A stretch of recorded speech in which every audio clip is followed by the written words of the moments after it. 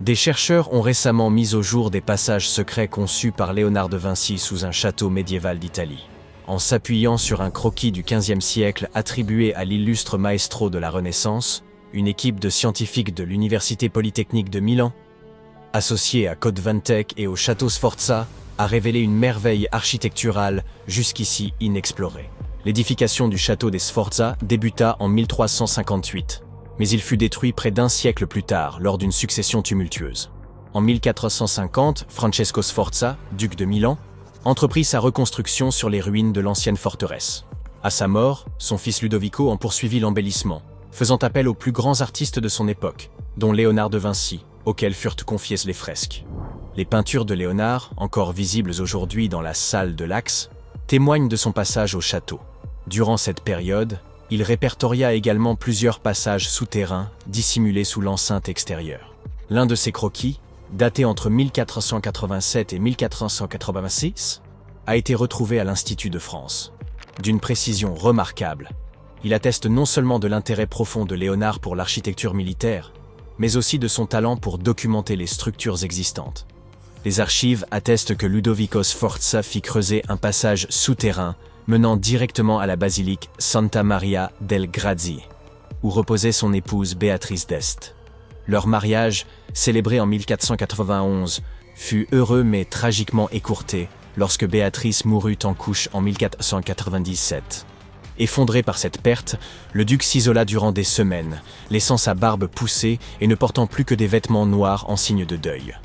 Le tunnel secret, dont la longueur avoisinait 800 mètres, lui permettait de se recueillir à l'abri des regards. Il aurait également pu servir à l'évacuation en cas de siège. Pendant des siècles, l'existence de ces souterrains demeura l'un des nombreux mystères de la Renaissance, aucune preuve formelle ne venant confirmer leur présence. Les scientifiques ont enfin levé le voile sur cette histoire longtemps restée secrète. Grâce à une combinaison de radars à pénétration de sol et de balayage laser, ils ont pu reconstituer un modèle 3D extrêmement précis des structures enfouies sous le château. Ils ont ainsi identifié les tunnels mentionnés par Léonard de Vinci dans ses esquisses, qui ne constitueraient peut-être qu'un fragment d'un vaste réseau souterrain encore méconnu. Leur ambition est d'élaborer une copie numérique intégrale du château, permettant de visualiser non seulement les constructions préservées, mais aussi celles disparues au fil du temps.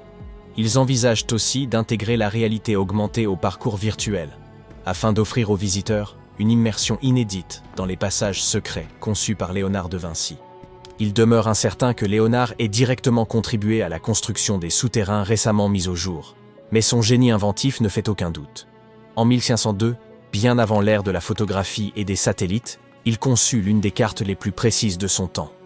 À cette époque, César Borgia, fils du pape Alexandre VI, fit appel à lui pour réaliser un plan remarquablement détaillé de la ville d'Imola, située près de Bologne. Jusqu'alors, la cartographie manquait de précision, faute de méthodes fiables, pour retranscrire les distances à une échelle réduite.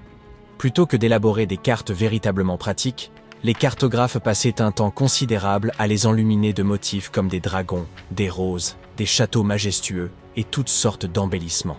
Ces représentations s'apparentaient davantage à des œuvres picturales qu'à de véritables instruments de navigation. Cependant, César Borgia recherchait un outil véritablement fonctionnel, et Léonard révolutionna alors la cartographie. Si l'on compare aujourd'hui les images satellites d'Imola à son plan, la ressemblance est frappante. Il en retranscrivit fidèlement chaque ruelle, chaque courbe des voies, et même les dimensions exactes des bâtiments.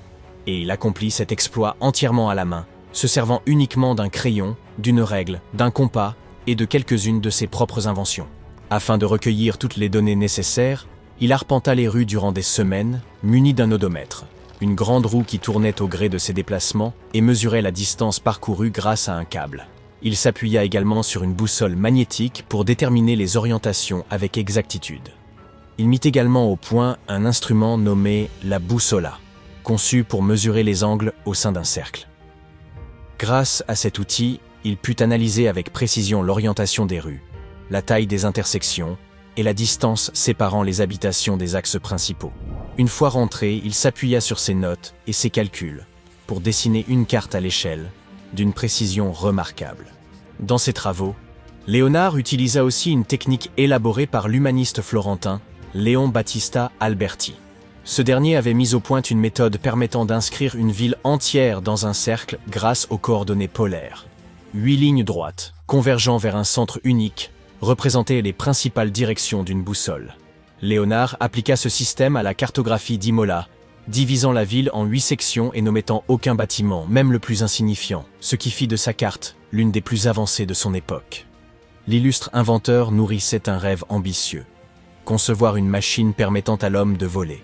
Il observa minutieusement les oiseaux, les chauves-souris et les cerfs-volants afin d'en comprendre le déplacement dans l'air, puis il dessina une machine volante, l'ornithoptère. Selon lui, en imitant ses mouvements naturels, l'être humain pourrait s'élever dans les cieux. Son prototype évoquait l'apparence d'une chauve-souris, avec 2 grandes ailes effilées d'une envergure dépassant les 10 mètres. Pour garantir l'équilibre entre résistance et légèreté, il envisagea d'en fabriquer l'armature en bois de pin et de la recouvrir de soie brute. Le pilote de l'engin devait s'allonger à plat ventre sur une planche en bois située en son centre. L'activation des ailes nécessitait un pédalier relié à un système de tiges et de poulies, tandis qu'une manivelle supplémentaire permettait d'accroître la puissance. Un casque aérodynamique servait également à assurer le contrôle de l'appareil. En synchronisant les mouvements de ses mains et de ses pieds, le pilote aurait pu faire battre et pivoter les ailes, à l'image d'un oiseau en vol. Cependant, un obstacle majeur demeurait. La force humaine ne suffisait pas à générer la portance nécessaire au décollage. Si l'engin avait pu fonctionner une fois en altitude, il était en revanche impossible pour un individu seul de l'élever du sol. Léonard en avait sans doute conscience, mais son concept influença toutefois la conception des machines volantes imaginées quelques siècles plus tard.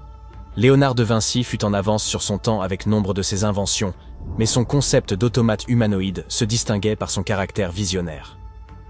Sous le patronage de la famille Sforza, connue notamment pour la construction des anciens tunnels, il imagina un chevalier mécanique capable de mouvoir ses bras, de pivoter la tête, et même d'ouvrir et fermer la bouche. Sa maîtrise de l'anatomie et des mécanismes du mouvement corporel lui permit de concevoir cette machine singulière. Son fonctionnement reposait sur un système externe de câbles, mis en action par une manivelle et complété par un ensemble d'engrenages internes. Environ 450 ans plus tard, dans les années 1950, les croquis détaillés du chevalier mécanique de Vinci furent redécouverts.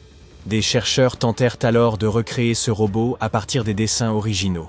En 2002, un roboticien du nom de Mark Rosheim, ayant travaillé pour la NASA et Lockheed Martin, s'inspira de ces notes anciennes pour concevoir un modèle fonctionnel du chevalier mécanique de Vinci.